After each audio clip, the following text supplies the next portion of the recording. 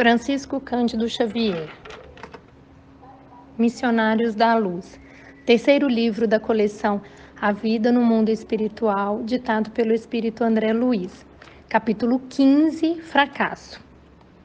Verificando meu aproveitamento no caso de Segismundo, Alexandre, sempre gentil, ao despedir-se dos construtores, dirigiu-se ao diretor deles, asseverando: agradeço a você, Apuleio, quanto fez por André nestes últimos dias. Nosso companheiro não esquecerá o seu concurso amável. O diretor sorriu, disse-me palavras de encorajamento e, quando se dispunha a sair, em definitivo, meu orientador lhe observou: nosso amigo, porém, necessita consolidar os ensinamentos recebidos.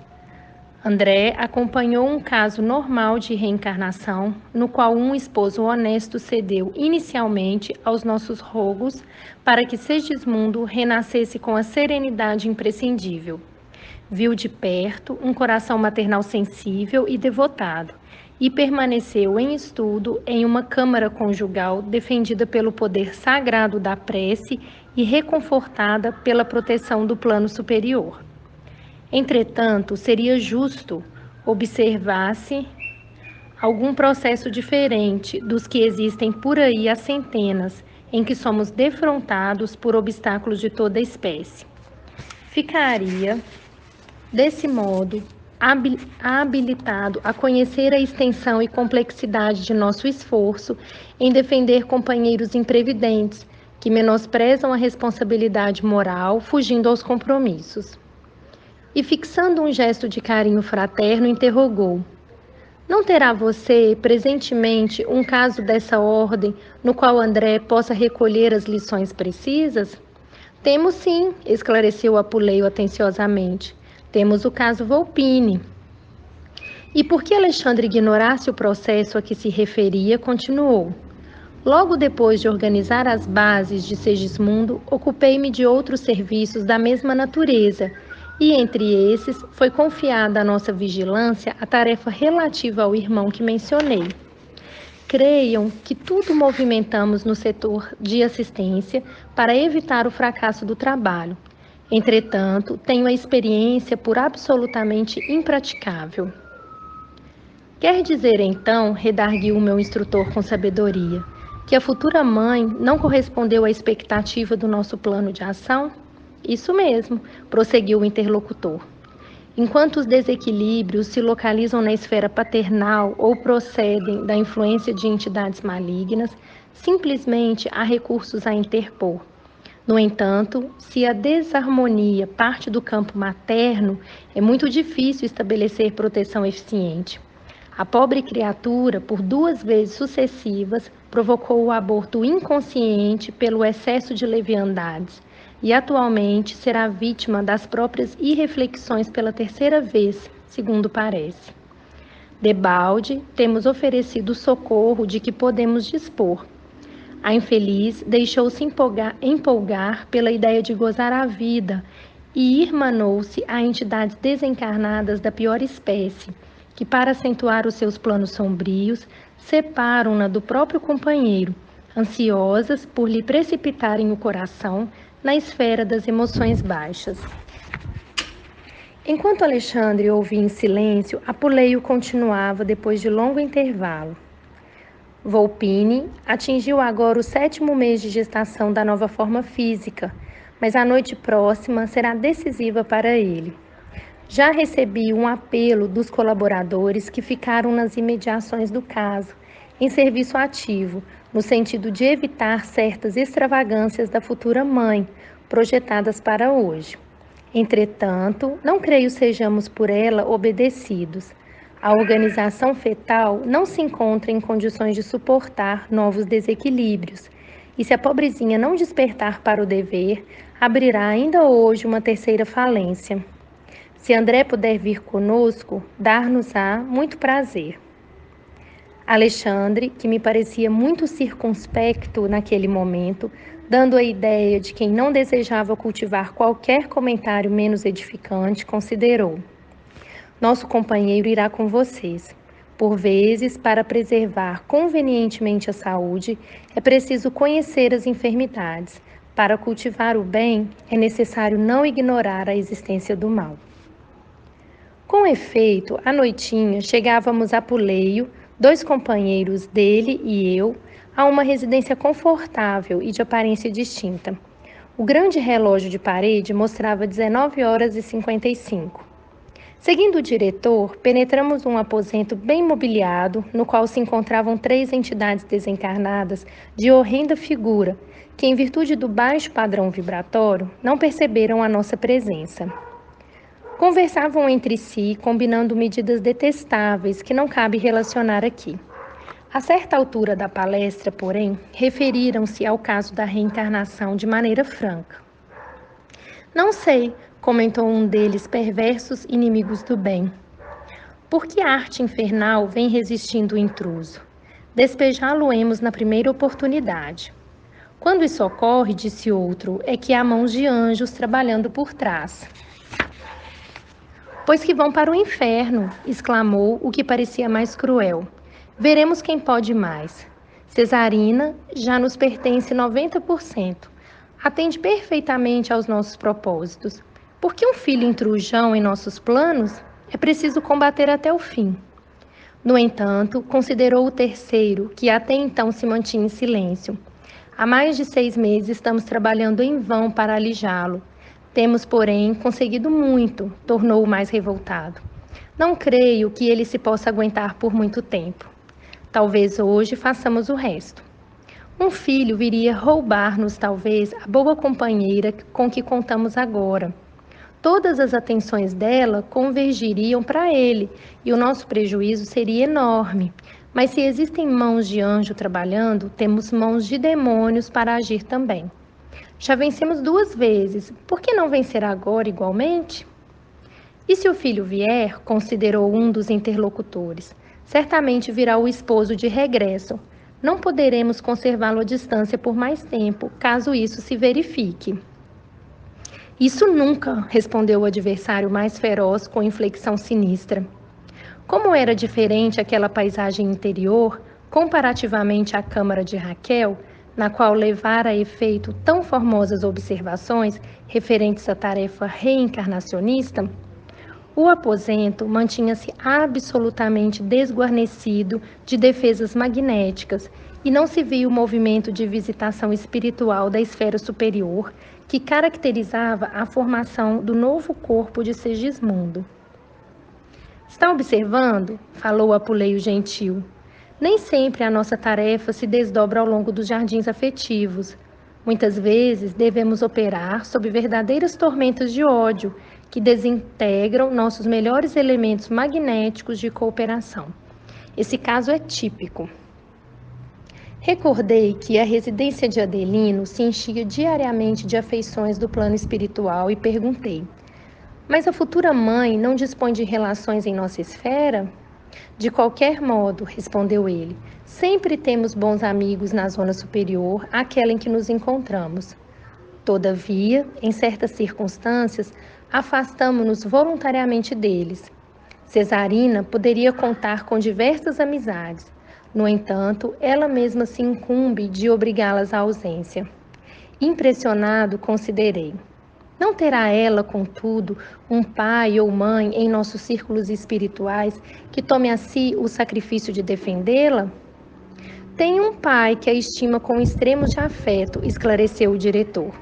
No entanto, sofria imerecidamente pela filha leviana e grosseira, e tanto padeceu por ela que os seus superiores em nossa colônia espiritual submeteram-no a tratamento para o ouvido temporário da filha querida, até que ele possa se recordar e se aproximar dela sem angústias emotivas. O assunto era novo para mim. Havia então recursos para a aplicação do esquecimento no mundo das almas? Apuleio sorriu bondoso e falou: não tenha dúvida, em nossa esfera a dureza e a ingratidão não podem perseguir o amor puro.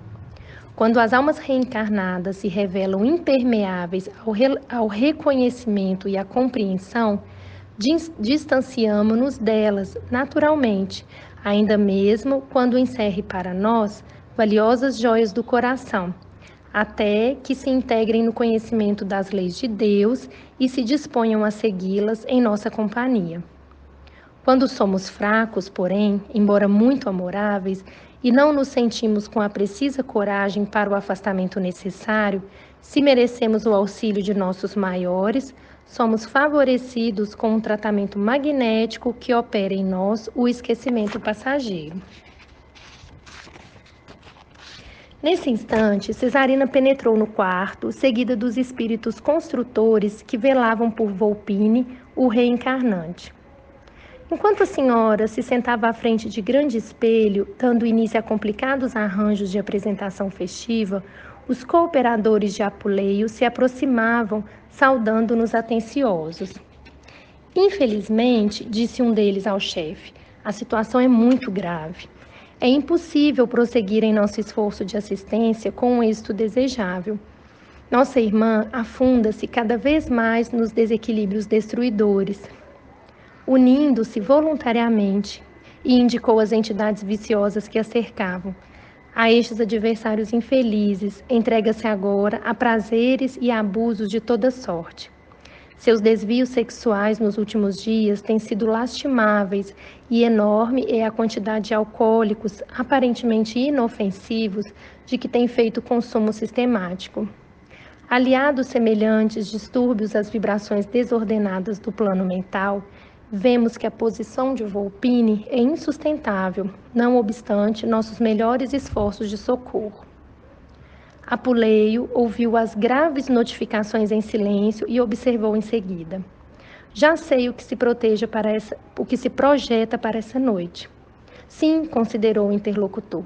Apelamos para a sua autoridade, porque a organização fetal não poderá resistir a uma nova investida. O diretor convidou-me a examinar a gestante.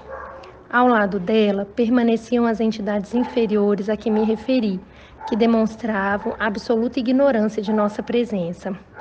Cesarina, com o excessivo cuidado das mulheres demasiadamente vaidosas e inscientes da responsabilidade moral, utilizava certos recursos para disfarçar o aspecto da gravidez adiantada, deixando adivinhar que se preparava com esmero para uma noitada de fortes emoções. Fixei minha atenção no feto, auxiliado pelo chefe dos construtores, mas não pude esconder minha surpresa e compaixão. O caso Volpini era muito diferente do processo de reencarnação verificado em casa de Raquel. A forma física embrionária demonstrava as manchas violáceas, revelando dilacerações. Pequeninos monstros, somente perceptíveis ao nosso olhar, nadavam no líquido amniótico, invadindo o cordão umbilical e apropriando-se da maior parte do delicado alimento reservado ao corpo em formação. Toda a placenta era assediada por eles, provocando-me terrível impressão. Percebi, pela intensa anormalidade dos órgãos geradores, que o aborto não poderia demorar-se. Apuleio, igualmente endereçando-me expressivo gesto com a cabeça, acusava forte preocupação. Abandonou subitamente o exame e falou-nos: se a infeliz obcecada pelos prazeres criminosos não se detiver nesta noite, a organização fetal será expelida até amanhã. Depois de pensar alguns momentos, salientou: tentarei o derradeiro recurso. Apuleio dirigiu-se ao interior doméstico e voltou seguido de uma senhora idosa. Esta, disse-me ele, indicando-a, é a dona da casa e velha amiga de Cesarina, suscetível de receber-nos a influenciação.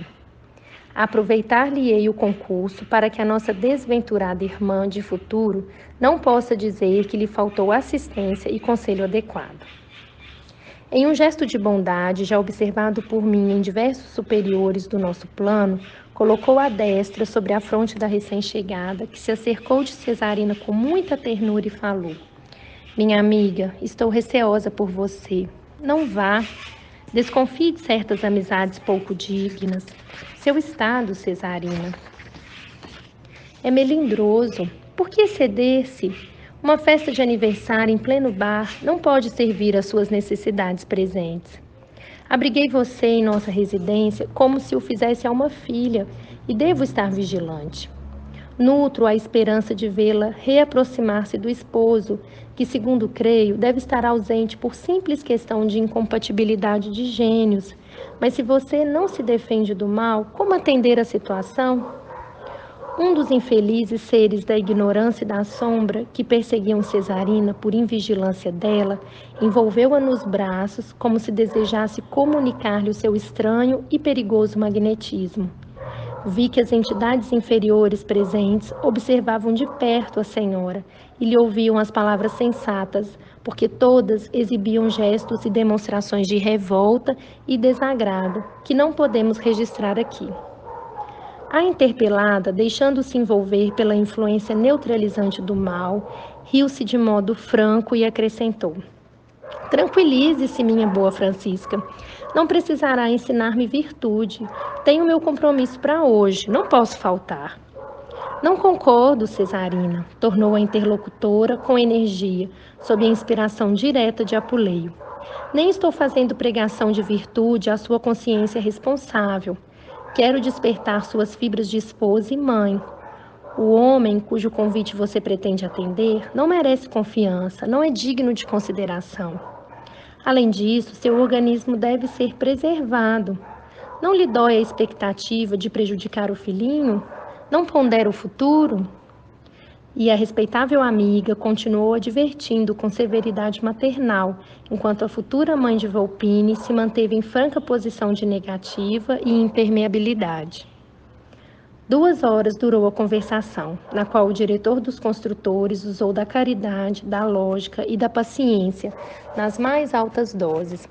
Todavia, ao fim desse tempo, um automóvel fonfonou à porta. Cerrando o pequeno estojo de perfumes, Cesarina abraçou a velha amiga desapontada e despediu-se. Adeus, voltarei mais tarde. Não tenho tempo a perder. O veículo rodou a caminho das avenidas asfaltadas. As entidades perturbadas seguiram no carro célere, mas nós, esperando a manifestação de Apuleio, ali permanecemos. Algo triste, o chefe de serviço dirigiu-se aos colaboradores declarando: podem regressar à nossa colônia em descanso. Nada mais tem que fazer por agora. O dever de todos foi bem cumprido. E olhando para mim, significativamente acrescentou: irei eu mesmo, em companhia de André, buscar Volpini para recolhê-lo em lugar conveniente. O ambiente era de consternação, porque se os espíritos superiores são equilibrados, não são insensíveis. Acompanhei Apuleio durante longos minutos de silêncio, penetrando em seguida em uma casa de barulho ensurdecedor. O grande salão e departamentos reservados estavam repletos de homens e mulheres inquietos, excitados pela música barulhenta e estonteadora, mas a assembleia de desencarnados de condição grosseira era muito maior, tomada da mesma alucinação de perigoso prazer. Mantenha-se indefensiva, advertiu meu diretor. São poucos dos desencarnados com reduzido tempo de experiência que podem penetrar ambientes como este para serviços de proteção.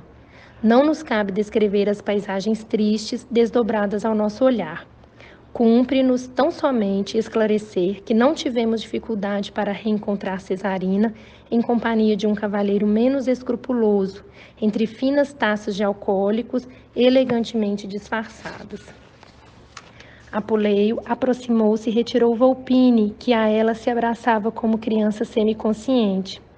Em seguida, viu aplicar passes magnéticos em toda a região uterina, empregando infinito cuidado.